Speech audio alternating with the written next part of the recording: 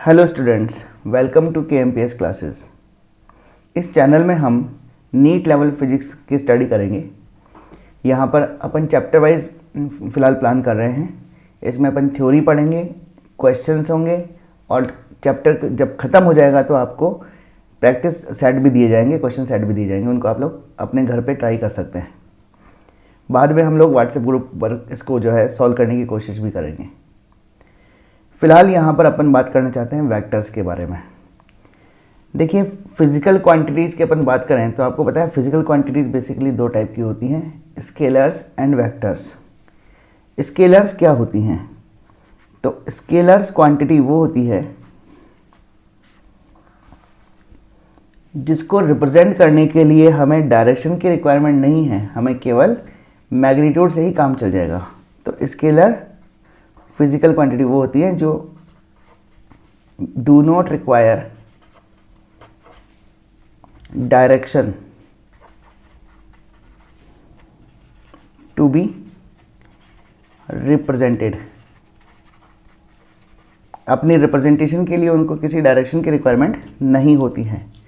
Example के तौर पर अपन बात करें वर्क, तो किसी भी बॉडी पर अगर वर्क हुआ है तो अपन बोलेंगे साहब उसके ऊपर 5 जूल वर्क हुआ है, 7 जूल वर्क हुआ है, 100 जूल वर्क हुआ है। तो कुल मिलाकर के वहाँ पर अपने को डायरेक्शन देखने की जरूरत नहीं, कौन सी डायरेक्शन में वर्क हुआ है। ऐसी अपन यहाँ पर बात करें एनर्जी की, तो एनर्जी भी जो है एक स्केलर क्वांटिटी है, इसको भी रिप्रेजेंट करने के लिए डायरेक्शन की रिक्वायरमेंट नहीं होती है। यहाँ पर अपन बात करें डिस्टेंस की, स्पीड की, तो ये कुछ बेसिक क्वांटिटीज़ हैं जो यहाँ पर स्केलर क्वांटिटीज़ के फॉर्म में आती हैं। इनको रिप्रेजेंट करने के लिए हमें डायरेक्शन की रिक्वायरमेंट नहीं होती है। स्केलर क्वांटिटी की खास बात क्या है कि ये क्वांटिटीज़ कभी भी फॉलो नहीं करती हैं लॉज ऑफ वेक्टर एडिशन। तो अपन यहाँ पर ये भी बोल सकते हैं कि वो फिजिकल क्वांटिटी जो कि वेक्टर एडिशन के लॉज को फॉलो नहीं करती हैं उनको अपन स्केलर क्वांटिटीज़ बोल सकते हैं। सेकंड है वेक्टर। यहाँ पर वेक्टर वो फिजिकल क्वांटिटीज़ होती हैं जिनको रिप्रेजेंट करने के लिए हमें डायरेक्शन की भी रिक्वायरमेंट है और मैग्नीट्यूड की भी रिक्वायरमेंट है। तो अपन लिखेंगे requires direction as well as magnitude to be fully represented। Example के तौर पर वेलोसिटी। कोई भी ऑब्जेक्ट अगर जा रहा है किसी पर्टिकुलर डायरेक्शन में, जैसे मान लीजिए कोई कार ईस्ट डायरेक्शन में जा रही है, तो अपन बोलेंगे कि कार की वेलोसिटी जो है मान लीजिए 40 किलोमीटर पर आवर है और वो ईस्ट डायरेक्शन में जा रही है। केवल 40 किलोमीटर पर आवर से वेलोसिटी रिप्रेजेंट नहीं हो पाएगी, वहाँ पर हमें डायरेक्शन को भी रिप्रेजेंट करना बहुत ज़रूरी होगा। अगर किसी ऑब्जेक्ट के ऊपर फोर्स लग रहा है मान लीजिए, तो हमें बताना पड़ेगा कि फोर्स की डायरेक्शन क्या है। फोर्स पुश की फॉर्म में है कि पुल की फॉर्म में है, ये बताना पड़ेगा हमें। अगर अपन बात करें इलेक्ट्रिक फील्ड इंटेंसिटी की, मैग्नेटिक फील्ड इंटेंसिटी की, यानी कि किसी भी फील्ड इंटेंसिटी की अपन बात करेंगे, तो वो भी क्या है, एक वेक्टर क्वांटिटी है। डिस्प्लेसमेंट अपने आप में एक वेक्टर क्वांटिटी है।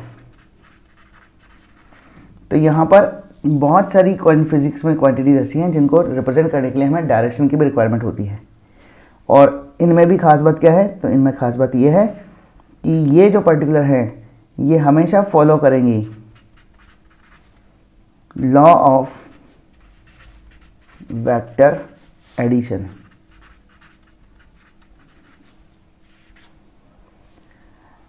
अब हमारे सामने बात आती है कि सब इलेक्ट्रिक करंट जो है इसके अंदर डायरेक्शन है, तो क्या इसको वेक्टर होना चाहिए? तो यहाँ पर अपना आंसर ये है कि इलेक्ट्रिक करंट जो है, डेफिनेट सी बात है कि इसके अंदर डायरेक्शन है, लेकिन ये जो पर्टिकुलर इलेक्ट्रिक करंट है ये फॉलो नहीं करता है वेक्टर लॉ ऑफ एडिशन को। अगर मान लीजिए किसी पर्टिकुलर अपन बात करें सर्किट के बारे में, यहाँ पर करंट 1 एम्पीयर का फ्लो हो रहा है, यहाँ पर का करंट जो है 2 एम्पीयर अगर फ्लो हो रहा है, तो यहाँ पर जो करंट होगा वो डेफिनेट सी बात है कि 3 एम्पीयर आ जाएगा चार्ज कंजर्वेशन को फॉलो करते हुए। तो कुल मिलाकर के यहाँ पर करंट ने क्या किया है, एल्जेब्रिक सम को फॉलो किया है, वेक्टर एडिशन को फॉलो नहीं किया है। तो मैं यहाँ पर लिख सकता हूँ कि करंट जो है वेक्टर नहीं है, एक स्केलर क्वांटिटी है।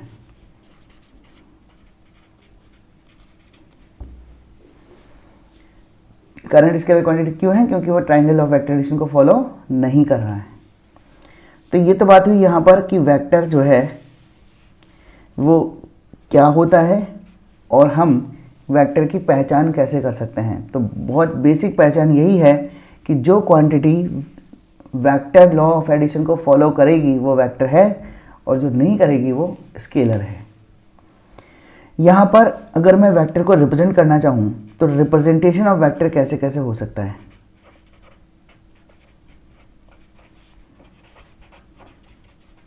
रिप्रेजेंटेशन ऑफ वेक्टर, तो देखो बेटा यहाँ पर कई तरीके हैं वेक्टर को रिप्रेजेंट करने के।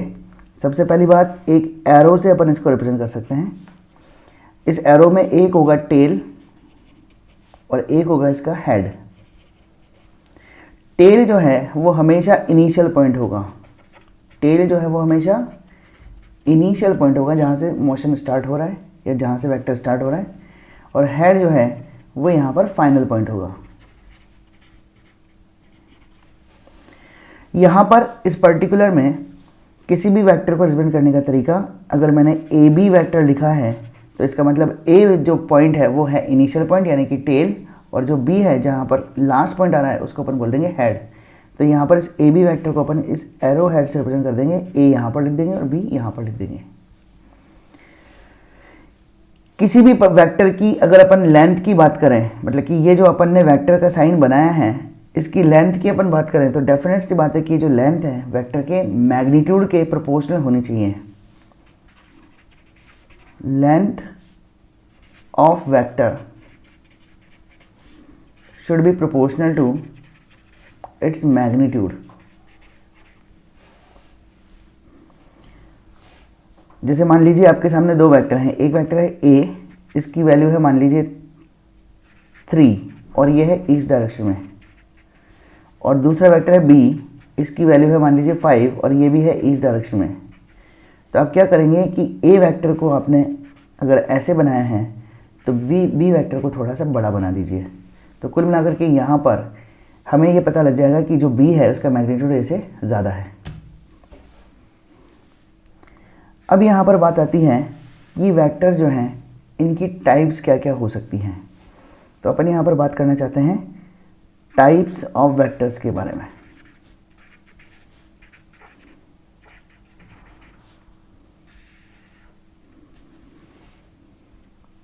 देखिए किसी भी वेक्टर को अगर अपन नोटिफाई कर रहे हैं या लिख रहे हैं तो यहाँ पर वेक्टर के अंदर दो ही चीज़ें आपको हमेशा मिलेंगी। नंबर 1, एक तो उसकी कोई ना कोई फिजिकल वैल्यू जिसको अपन बोल सकते हैं मैग्नीट्यूड, और दूसरा उसके साथ में होगी डायरेक्शन। जैसे यहाँ पर फोर्स है, किसी ऑब्जेक्ट के ऊपर 5 न्यूटन का फोर्स लगा इस डायरेक्शन में, तो कुल मिलाकर के यहाँ पर ये जो मैग्नीट्यूड है इस फोर्स का वो तो हो गया 5 न्यूटन और डायरेक्शन इसकी हो गई ईस्ट। तो किसी भी वेक्टर को अगर रिप्रेजेंट करना चाहें अपन तो दो चीज़ों के मिक्सचर से कर सकते हैं, एक मैग्नीट्यूड और दूसरा डायरेक्शन। इन दोनों का जो प्रोडक्ट होगा वही यहाँ पर टोटल वेक्टर होगा। यहाँ पर ये जो ए बार लिखा हुआ है इसी को बोलते हैं मैग्नीट्यूड ऑफ ए, इसको मॉड ऑफ ए के नाम से भी जानते हैं।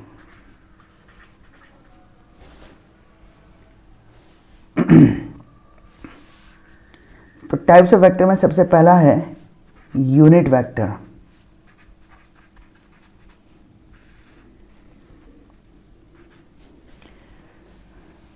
नाम से ही पता लग रहा है कि एक ऐसा वेक्टर जिसका मैग्नीट्यूड 1 यूनिट हो उसको अपन यूनिट वेक्टर बोल सकते हैं।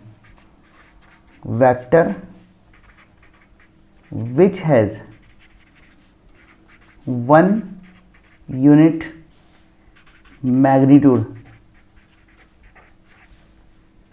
is called unit vector.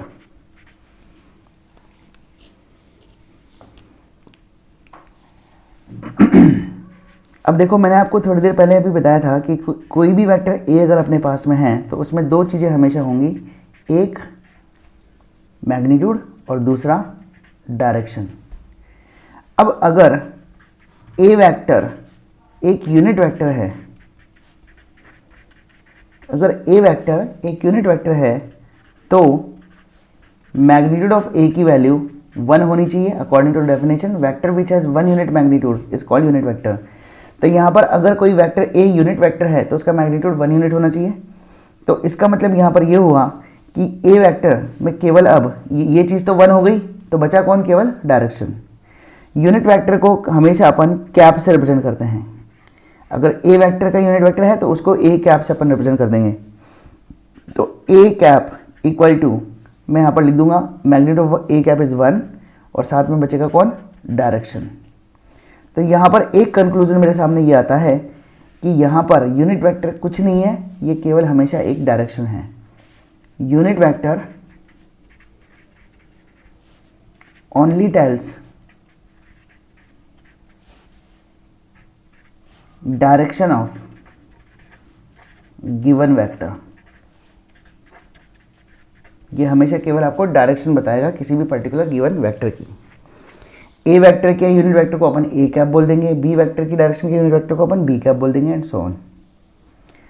यहाँ पर हमारे पास में डायरेक्शन की बात करेंगे तो 3 बेसिक एक्सिस होते हैं, एक्स, वाई और जेड। एक्स डायरेक्शन को बताने वाला यूनिट वेक्टर को अपन आई कैप से रिप्रेजेंट करते हैं। वाई डायरेक्शन को इंडिकेट करने वाले वेक्टर को अपन जे कैप से रिप्रेजेंट करेंगे और जेड डायरेक्शन को रिप्रेजेंट करने वाले वेक्टर को अपन के कैप से रिप्रेजेंट करेंगे।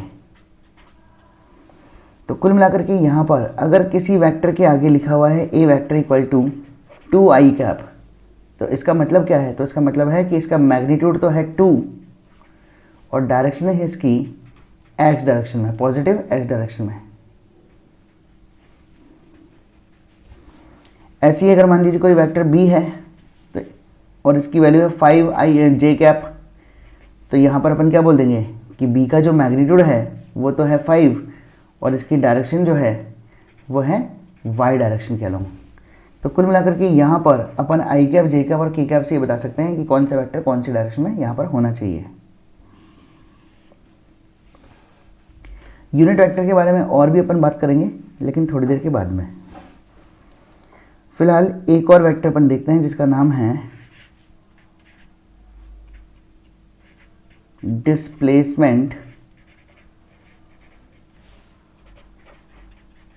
वेक्टर।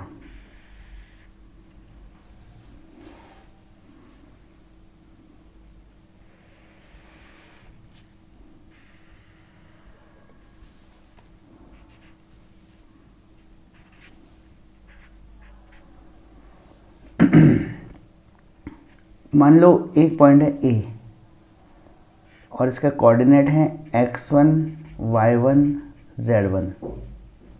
दूसरा पॉइंट है बी, इसके कोऑर्डिनेट है x2, y2, z2।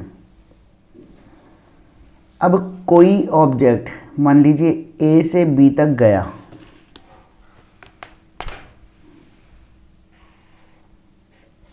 ए से बी तक मान लीजिए कोई गया, तो यहाँ पर एक ऐसा वेक्टर जिसका टेल हो गया ए और हेड हो गया बी, उसको मैं बोल दूंगा ए बी का displacement vector.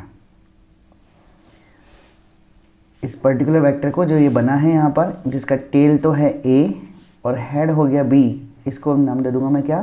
Displacement vector. A B vector is displacement vector.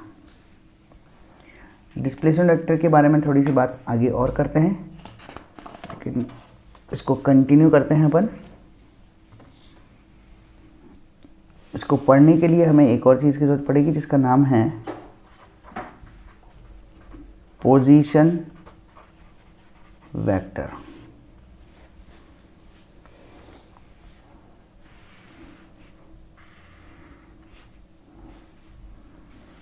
मान लो ये एक्स एक्सिस है और ये वाई एक्सिस है, यहाँ पर ये जेड एक्सिस हो गया, ये कोई पॉइंट P है और यहाँ पर ये ओरिजिन है।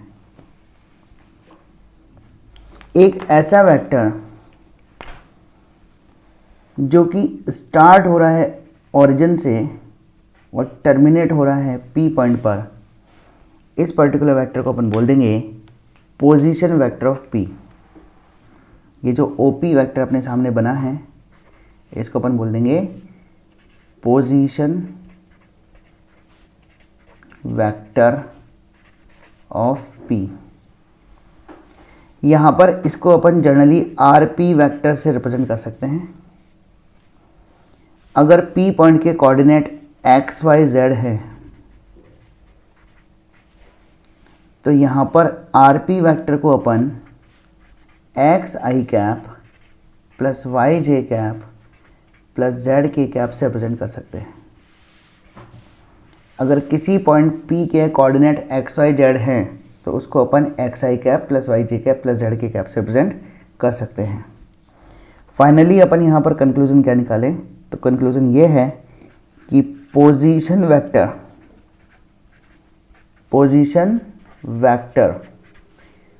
रिप्रेजेंट्स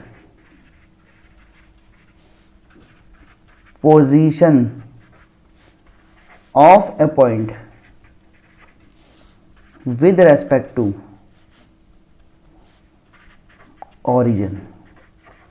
एक ऐसा वेक्टर जो कि ओरिजिन के रेस्पेक्ट में किसी पॉइंट की पोजीशन को रिप्रेजेंट करेगा, उसी का नाम हो गया पोजीशन वेक्टर।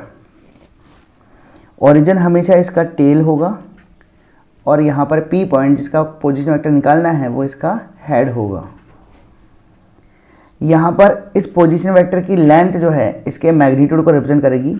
तो RP का अगर मैं मैग्नीट्यूड निकालूंगा तो यहाँ से लेके यहाँ तक की डिस्टेंस को ही मैं यूज़ कर लूँगा, और डिस्टेंस को पता लगाने के लिए डिस्टेंस फार्मूला अपने पास में है, वो डायरेक्टली अपन यूज़ कर सकते हैं। देखो ओरिजिन के कोऑर्डिनेट है 0 0 0, P पॉइंट के कोऑर्डिनेट एक्स वाई जेड, तो O से लेके P तक की जो डिस्टेंस है वो x square plus y square plus z square का रूट हो जाएगी।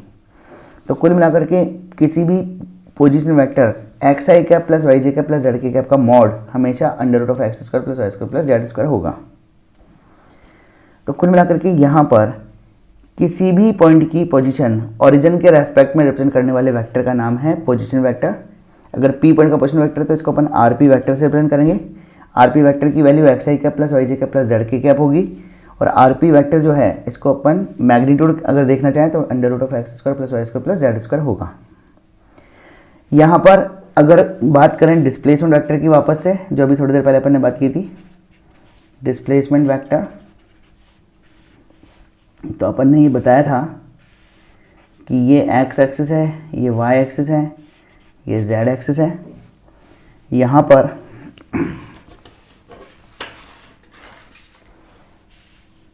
ए पॉइंट x1 y1 z1 पर था, B point x2 y2 z2 पर था। तो यहाँ पर मान लीजिए ए पॉइंट का position vector r A vector है, बी पॉइंट का position vector r B vector है।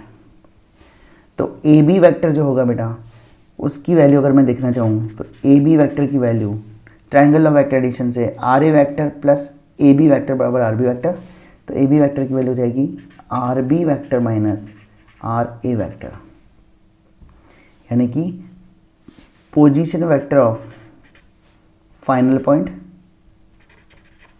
Minus position vector of initial point.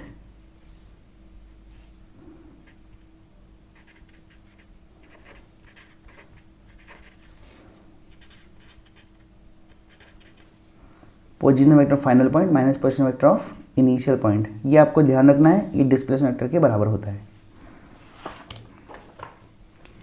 तो अगर कोई पर्टिकुलर पॉइंट है, मान लीजिए ए, इसके कोऑर्डिनेट है 2, 3, 4, कोई पॉइंट है बी, इसके कोऑर्डिनेट है मान लीजिए जैसे मान लीजिए ये आ गया 5, ये आ गया 1, ये आ गया 7।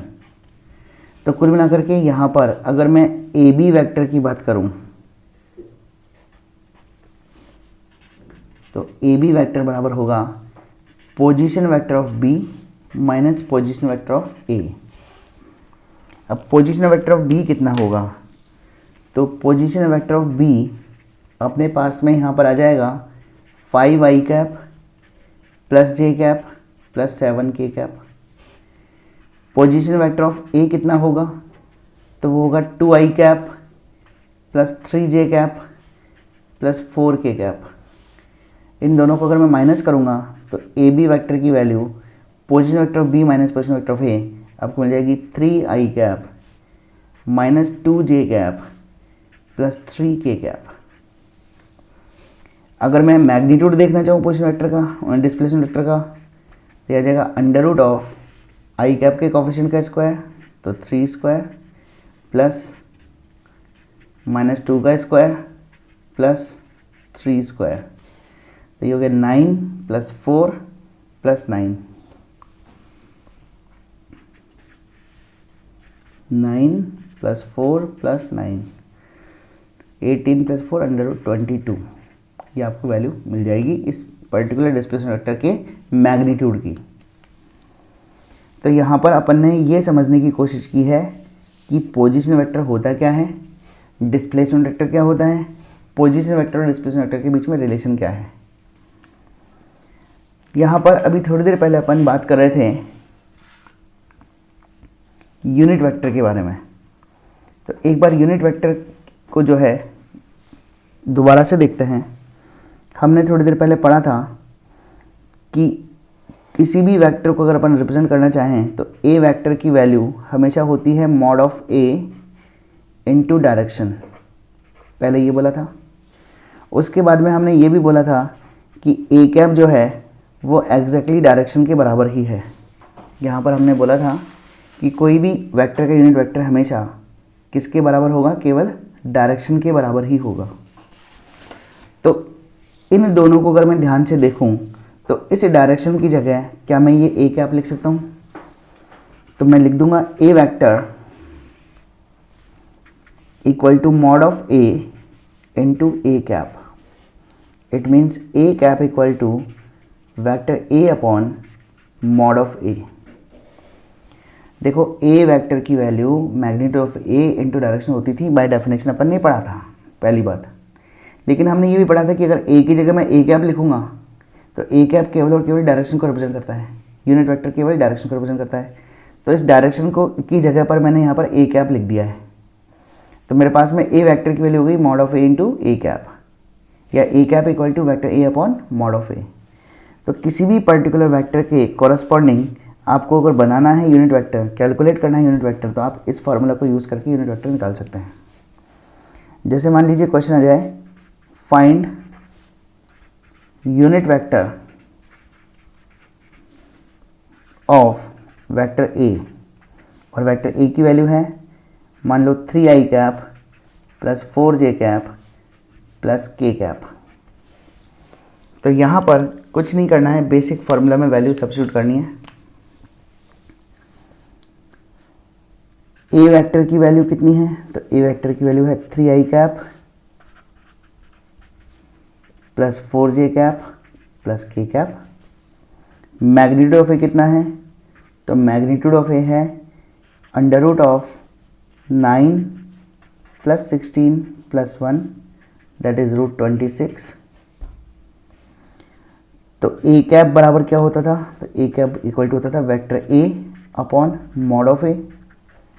तो ये हो जाएगा 3i cap plus 4j cap plus k cap upon under root 26।